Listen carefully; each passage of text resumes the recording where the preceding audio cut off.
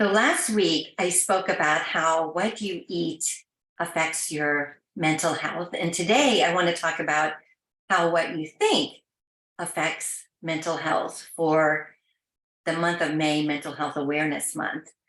So here's a question that I commonly ask my clients in my groups. What is the biggest stressor? And I get all kinds of answers. Sugar, alcohol, food, air, water, toxins, heavy metals, mold. True, all of these things can affect your health and well-being. But what is the number one thing that you can learn to control that is with you all the time? And it really is your thoughts. In my book, Savvy Secrets, Eat, Think, and Thrive, I talked about the ants, the automatic negative thoughts that are in your head that create stress.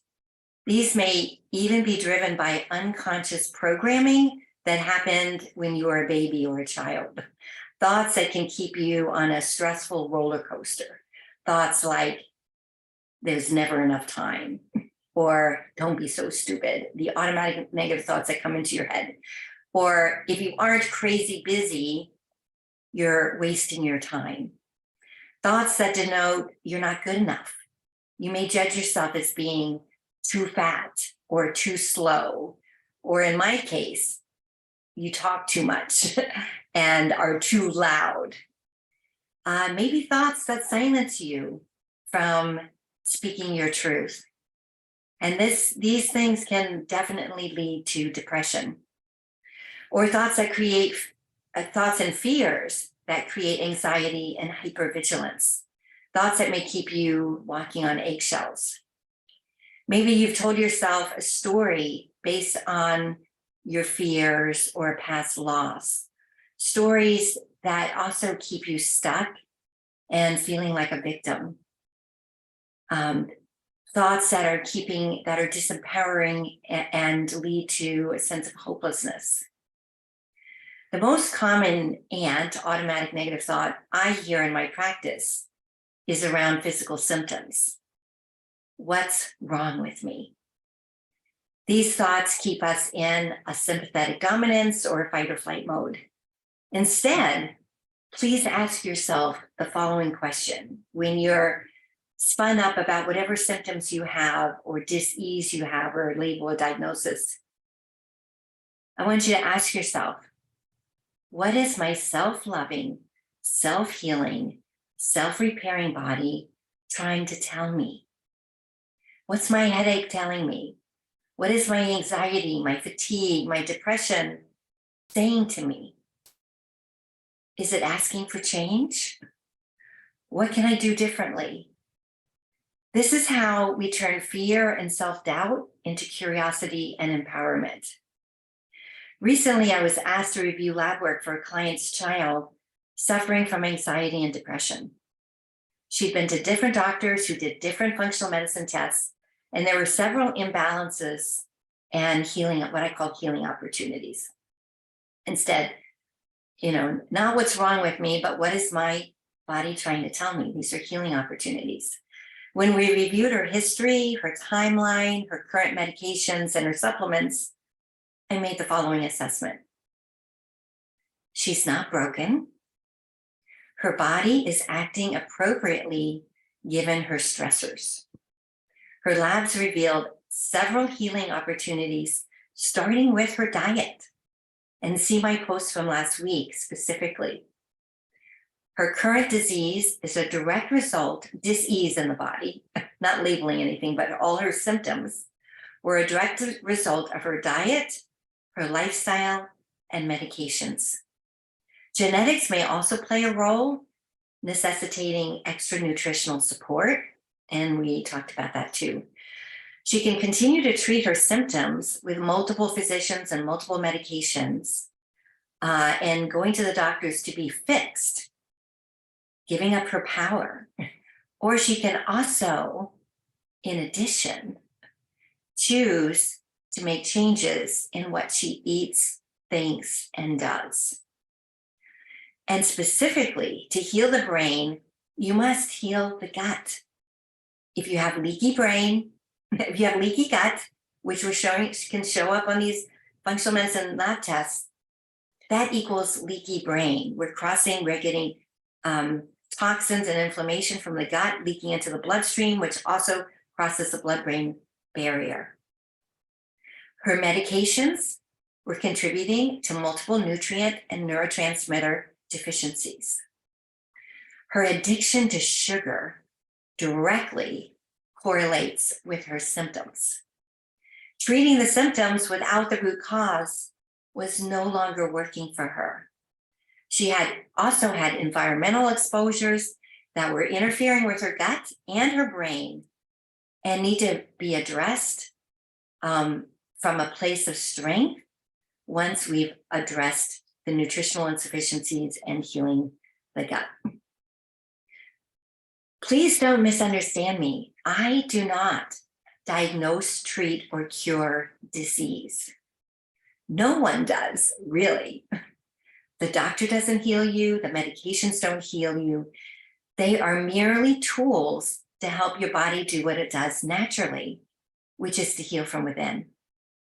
If you're willing to get out of your own way, if you're open and willing to change. Remember, diagnoses are just labels. They do not define you, and the definition of them can keep you stuck. So, what are some savvy secrets to support healing? First, know that what you focus on is what you get. If you focus on your label or disease, you will get more of it, more anxiety and more depression. Instead, focus on where you want to go and how you want to feel. Then close your eyes and visualize feeling that way now. A heart in love is physically different than a heart that is angry, resentful, jealous, or enraged, or full of anxiety or depression.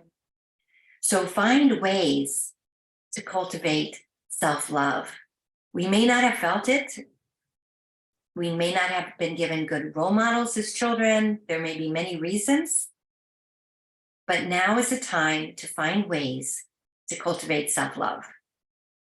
One of my favorites is to choose a song that makes your heart sing, and then while listening to it, repeat loving thoughts to yourself. Say, I love you, whatever you name it. So in my case, I love you, Lisa. Over and over again until you believe it and you feel it. This may sound hokey, but believe me, it works. My song I use for my own love meditation is Ave Maria by Ashana. The song is about 9 minutes long. It's long for a nice meditation for me just to repeat that and to calm myself down. And sometimes it even brings me to tears. It is so beautiful. 3, what you resist persists. So get in touch with your emotions and feelings. Get out of your head and into your body. And there are many tools to help you. My favorites are yoga dance. It's about getting out of your head, movement to music, feeling your body, journaling, coaching.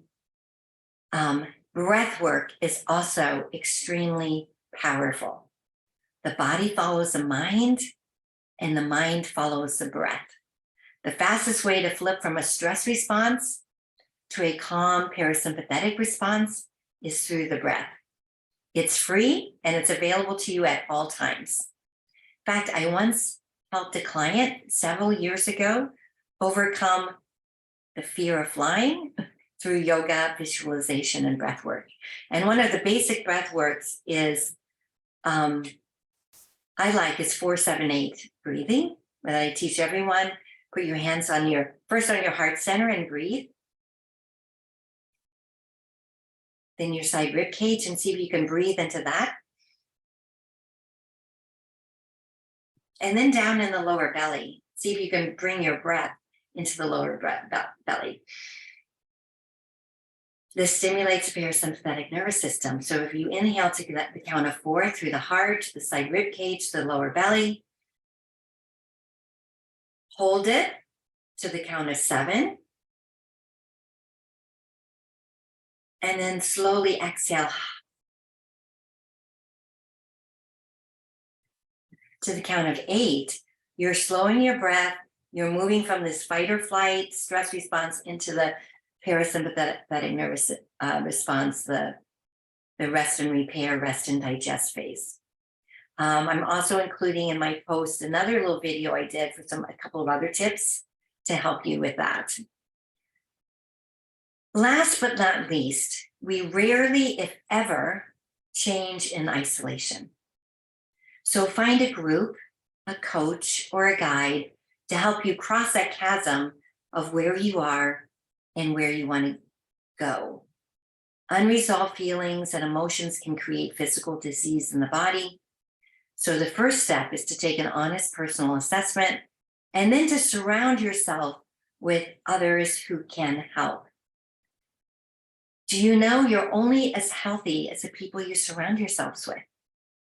So find a group that is focused on optimal health and well-being and can support you in your health goals. If I can help you, let me know. I run several groups just for this purpose. Carpe diem means seize the day. We only have this day and this moment to live life to its fullest. I hope you have a fabulous day.